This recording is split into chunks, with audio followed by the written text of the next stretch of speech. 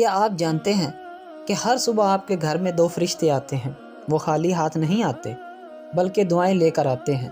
لیکن سوال یہ ہے، وہ کن لوگوں کے لیے دعا کرتے ہیں اور کن لوگوں کے لیے بد دعا؟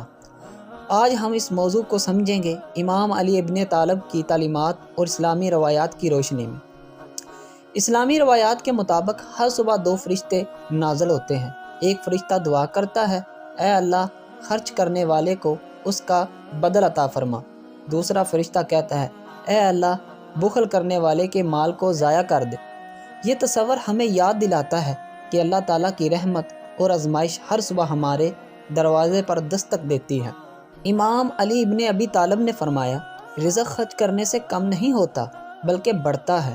آپ علیہ السلام کی زندگی ہمیں سکھاتی ہے کہ سخاوت، اللہ پر توکل اور دوسروں کی مدد انسان کو بلندی دیتی ہے۔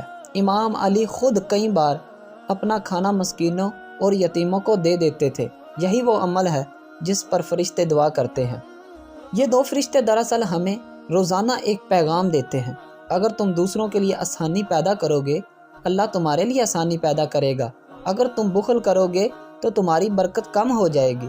ہر صبح ایک نیا موقع ہے، یا تو دعا حاصل کرنے کا یا محرومی کا۔ آج سخاوت صرف پیسے دینے کا نام نہیں، کسی کو مسکرا کر دیکھنا، کسی کی مدد کرنا، علم بانٹنا، وقت دینا، یہ سب خرچ میں شامل ہے۔ اور جب ہم یہ کرتے ہیں تو وہی 2 فرشتے ہمارے حق میں دعا کرتے ہیں۔ ذرا سوچئے، کل صبح جب سورج طلوع ہوگا تو فرشتے آپ کے گھر آئیں گے۔ کیا وہ آپ کے لیے دعا کریں گے یا آپ کے خلاف؟ فیصلہ آج آپ کے ہاتھ میں ہے۔ اگر آپ چاہتے ہیں کہ ہر صبح فرشتے آپ کے لیے دعا کریں تو آج سے سخاوت، نرمی اور محبت کو اپنی زندگی کا حصہ بنا لیں۔ ویڈیو پسند آئے تو لائک کریں، شیئر کریں اور چینل کو سبسکرائب کریں۔ اللہ ہمیں ان لوگوں میں شامل کرے جن کے لیے فرشتے دعا کرتے ہیں۔